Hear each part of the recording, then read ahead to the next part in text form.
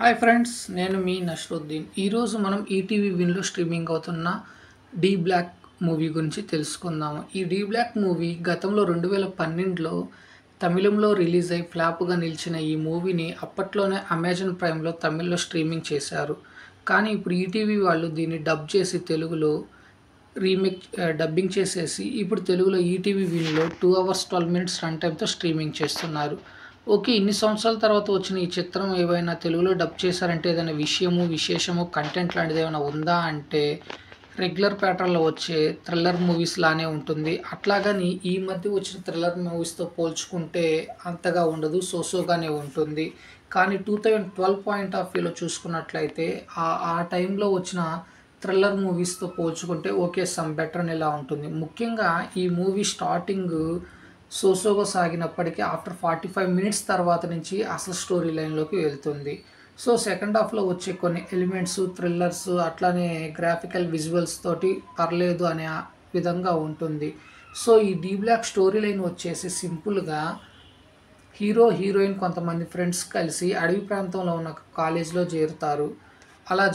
అలా చేరిన కొన్నాళ్ళకి అనుకోకుండా ఒక అమ్మాయి సూసైడ్ చేసుకొని చనిపోతుంది. సో, ఎందుకు చనిపోయింది? ఎలా చనిపోయింది? అనేది ఫ్లాష్ బ్యాక్‌లో ఉంటుంది. ఆ ఫ్లాష్ బ్యాక్‌లో వచ్చే ముఖ్యంగా థ్రిల్లర్ సన్నివేశాలు, అట్లనే ఆ ఫ్లాష్ బ్యాక్‌లో వచ్చే విజువల్స్, గ్రాఫికల్స్ ఇయన్నీ ఓకే. సమ్ బెటర్ అనేలా ఉంటుంది.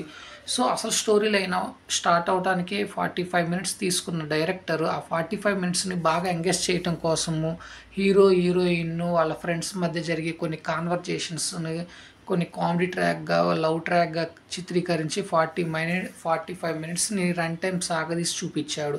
సో, అప్పటికే మనకి చిరాకు దొబ్బుంటుంది కాబట్టి రిమైనింగ్ వచ్చే స్టోరీ లైన్ ఏంటి అనే దాని మీద ఇంట్రెస్ట్ పోతుంది కాబట్టి ఆ తర్వాత వచ్చిన అసలు స్టోరీ లైన్ మీద ఇంపాక్ట్ పడుతుంది. సో, ఆ తదనంతరం జరిగిన సెకండ్ హాఫ్‌లో సన్నివేశాలు కొంత పర్లేదు అనిపించినప్పటికీ ఏం జరుగుతుంది? ఏం జరగబోతుందనేది ముందుగానే గెస్ చేయటం ప్రేక్షకుడు వంతు అవటంతోటి రెగ్యులర్ ప్యాటర్న్‌లో వచ్చే థ్రిల్లర్ మూవీలానే అనిపిస్తుంది. సో, క్లైమాక్స్ ఏమైనా కన్క్లూజన్ పర్ఫెక్ట్‌గా ఏమైనా ఇవ్వగలిగాడు, ఒక ట్విస్ట్ ఏమైనా ఇచ్చాడా అంటే అది లేదు కాబట్టి అంతా సోగా ఉంటుంది. ఈ మధ్య కాలంలో 'ఆహా' తర్వాత ఓటీటీలో చెప్పుకోదగ్గ లేని సినిమాలు ఏమైనా ఉన్నాయంటే అది ఈటీవీ విన్‌లో కూడా అట్లనే వస్తున్నాయి. సో, 'ఆహా' ఎంత వరస్ట్‌గా ఉందో ఇప్పుడు ఈటీవీ విన్ కూడా అలానే ఉంది. కాకపోతే ఈటీవీ విన్‌లో గతంలో వచ్చిన పరంపర గాని, కొన్ని వెబ్ సిరీస్ గానీ, సినిమాలు గానీ పర్లేదనిపించినప్పటికీ ఈ మధ్య కాలంలో వచ్చే సినిమాల్లో one of the cheapest, worst movie ఈ డీ బ్లాక్ ఈటీవీ విన్‌లో. సో, ఫ్రెండ్స్, చూడాలనుకుంటే ఒకసారి చూడండి. లేదనుకుంటే వదిలేసేయండి.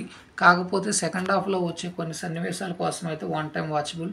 సో, ఫ్రెండ్స్, నేను ఇచ్చిన రివ్యూ అనేది మీకు నచ్చినట్లయితే నా ఛానల్ సబ్స్క్రైబ్ చేసుకొని నా ఛానల్ పేరు వచ్చేసి టీఎస్ఎం బ్లాగ్. Thank you. నేను మీ నష్రుద్దీన్.